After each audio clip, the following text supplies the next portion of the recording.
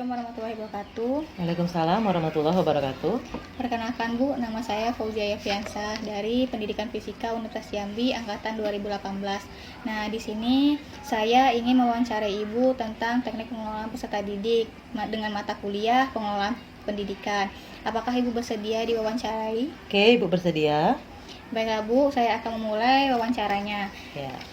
Menurut Ibu, bagaimana sistem penerimaan peserta didik? Untuk sistem penerimaan peserta didik di sekolah ini sudah online.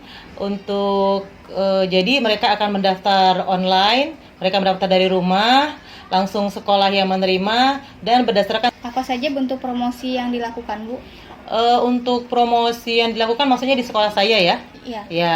Kalau untuk promosi kami pasti kayak wawancara di TV kami ada mengadakan kegiatan misalnya pentas seni atau kami mengadakan acara-acara, kami ada promosi di TV kayak gitu. Untuk promosinya pasti ada. Bagaimana prosedur penerimaannya, Bu? Penerimaan apa nih maksudnya? Penerimaan siswa baru. Iya, penerimaan peserta didik itu yang seperti Ibu bilang tadi. Di awal dia akan mendaftar online, itu kan dibuka tuh semua SMA dan SMK. Iya. Nah, dia tinggal memilih SMA atau SMK mana yang akan dipilihnya. Lalu dia mengisi biodata, langsunglah keluar nanti dia letaknya di mana, foto, kemudian nanti akan operator sekolah melihat dia di mana. Kayak gitu.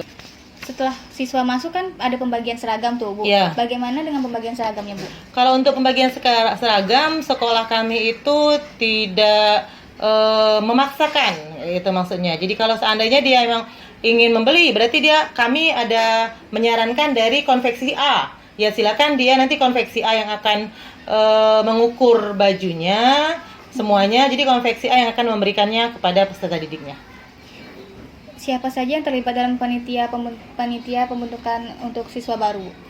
Itu yang pasti untuk panitianya yang pertama itu kepala sekolah, kemudian wakil kepala sekolah bidang kesiswaan, kemudian pembina OSIS, pokoknya wakil-wakil kepala sekolah dan orang-orang kepercayaan yang ditunjuk untuk standby di situ. Dan yang pasti harus satu yang ada itu adalah operator sekolah yang menentukan sistem online-nya. Baik, Bu. Terus bagaimana dengan jumlah penerimaan peserta barunya, Bu? Jumlah penerimaan peserta barunya itu kan dibatasi sebenarnya. Satu kelas itu hanya menerima 32 sampai 36. Tetapi terkadang kalau seandainya banyak yang berminat masuk ke sekolah kami, terkadang sekolah kami membuka kelas baru. Untuk lokal itu berapa, Bu, biasanya? Untuk lokal yang dibutuhkan itu namanya rombel. Rombel itu sebenarnya hanya boleh 12 rombel. 12. Kalau untuk yang lain itu bisa lebih nanti. Setelah penerimaan peserta didik di sekolah, bagaimana pembinaan peserta didiknya, Bu? Terus kehadirannya atau yang tidak hadirnya bagaimana, Bu? Untuk sekarang sulit ya, karena kita sistemnya online. Kita cerita yang dulu aja, kalau dia sistemnya offline yang masuk ke sekolah. Kalau offline itu setelah dia diterima, dia akan ada masa pengenalan MPLS namanya, masa pengenalan lingkungan sekolah, itu materinya diisi oleh guru. Tidak ada lagi sistem yang kita bully ya, itu tidak ada lagi, semuanya sudah terstruktur, ada guru yang masuk dari pagi, siang, semuanya itu sudah terstruktur. Nah, tapi kalau online seperti ini dia tidak ada mos-mos seperti itu kan, kita sistem sudah online semua sekarang. Nah, Bu, untuk yang siswa terlambat bagaimana, Bu? Siswa terlambat untuk keseluruhan atau untuk yang gimana ini maksudnya? Yang terlambat di kelas. Terlambat di kelas saya atau terlambat di sekolah kayak gitu maksudnya? Oh, terlambat di sekolah, Bu. Oke. Kalau untuk terlambat di sekolah, untuk semua siswa itu pada dasarnya sama. Masuknya sama kita semua. Ada yang terkadang mereka mencuci WC, dibina dulu, didata siapa orangnya, kemudian ada hukumannya menyapu, seperti itu. Kalau 3 kali dia terlambat, dia akan dipanggil orang tuanya atau ditindaklanjuti ke atasnya. Bagaimana jika siswa tidak hadir, Bu?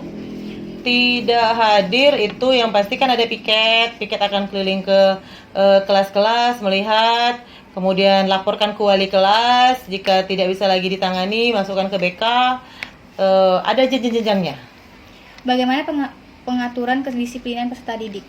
Untuk pengaturan kedisiplinan peserta didik semua orang pasti pingin lah rapi, baik, tetapi kalau kedisiplinan itu kita mulai dari diri kita sendiri sebagai contoh, maka siswa itu akan lebih baik lagi lihat kita. Baik, Bu. Mengenai mutasi, Bu, apa pernah ada mutasi di sekolah? Mutasi siswa atau mutasi guru? Mutasi siswa. Oke, mutasi siswa pasti ada. Setiap sekolah kita tidak usah memungkiri terlalu ini ya, detail ya. Kalau mutasi siswa kadang ada yang dari sekolah sini ke sekolah sini, itu pasti ada karena dia masuk di kelas 10 semester 2, ada yang kadang kelas 12 semester 1 pun kadang ada yang mutasi siswa seperti itu. Untuk DO, Bu, apakah pernah ada? Untuk drop out ada. Untuk drop out, tapi terkadang drop out ini apakah dia memang mau sendiri atau drop out dari sekolah. Kalau untuk drop out dari sekolah berarti dia sudah melanggar yang norma yang sudah parah gitu. Contohnya dia masuk penjara. Nah, jika dia masuk penjara, dia otomatis drop out sendiri. Atau maaf cakap nih, dia hamil kayak gitu, dia kan mundur sendiri kayak gitu ya. Kalau untuk ekstrakurikuler, Bu?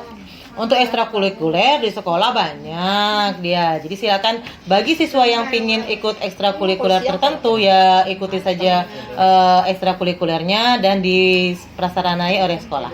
Biasanya jam untuk ekstrakurikuler di luar jam sekolah atau bagaimana? Di luar jam sekolah, namanya ekstra. Dia tidak boleh mengambil jam belajar sekolah, dia harus di luar. Itu biasanya pada hari apa, Bu? Kalau untuk ekstrakurikuler itu dilaksanakan di hari Sabtu. Baik, itu saja dan terima kasih, Bu, atas kesediaannya melakukan wawancara pada hari ini.